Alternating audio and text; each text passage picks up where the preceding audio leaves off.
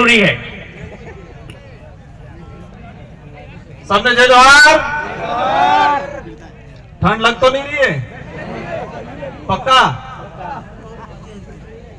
आज समय काफी हो गया है,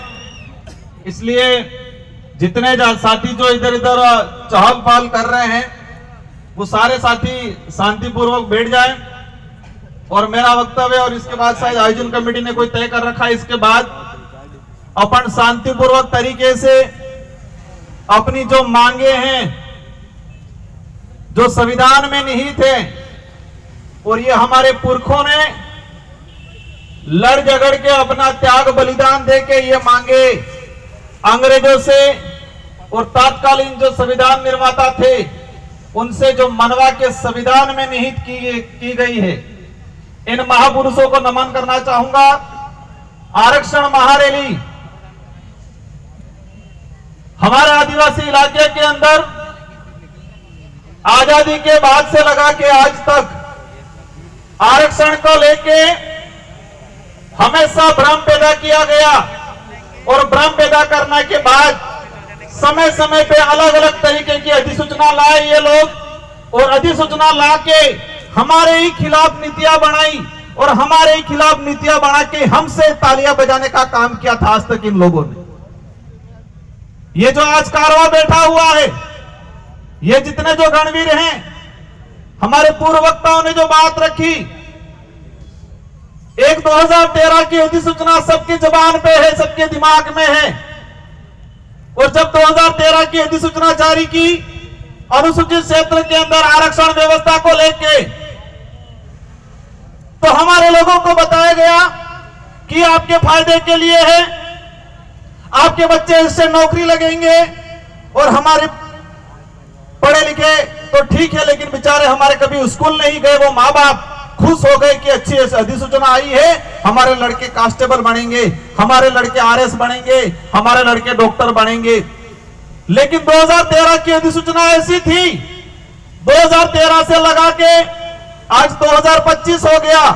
और इतने सालों के अंदर मैंने हर भर्ती का डाटा निकाल रखा है, लेकिन समय अभाव के बात करें तो मैं एक या दो भर्तियों का उदाहरण बता पाऊंगा। अब इन लोगों ने कहा सबसे पहले हम पुलिस भर्ती को ही ले लें, क्योंकि पुलिस भर्ती को इसलिए लेते हैं कि हमारे इस समाज सर्टिफिकेट लगा के पुलिस कर्मचारी अधिकारी बनते हैं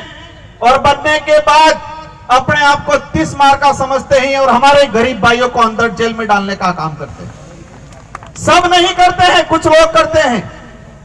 कुछ लोग उस सर्टिफिकेट का कर्ज भी उतारना जानते हैं।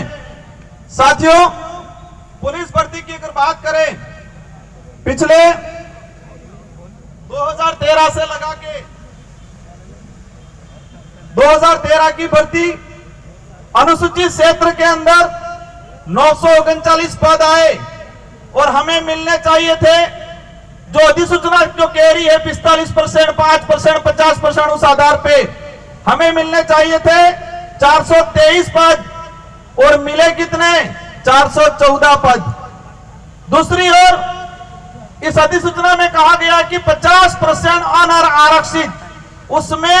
किसी भी वर्ग का पात्र अभ्यर्थी उसमें जा सकता है। लेकिन हुआ क्या? 2013 की भर्ती के अंदर 50% के हिसाब से जो अनारक्षित पद 470 पद आए अनुसूचित क्षेत्र में और 470 में से हमारे एसटी के बच्चे जा पाए 8 बच्चे और वही जब उनकी पदोन्नति हुई जो एसटी के और एससी के बच्चे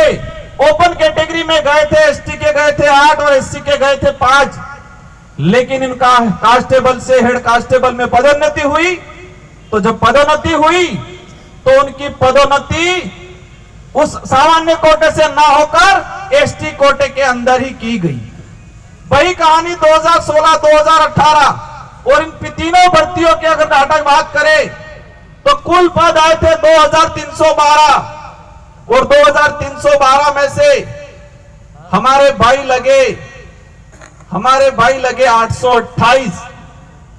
और जो 75% आदिवासी बाहुल्य क्षेत्र है और वहां पर 828 और बाकी जो 50% अनारक्षित की बात करें उसमें 1359 बच्चे दूसरे लगे। एक बाप के अगर 4 बच्चे हो और 4 बच्चे में किसी एक बच्चे के साथ अन्याय होता है तो उसका भी अधिकार बनता है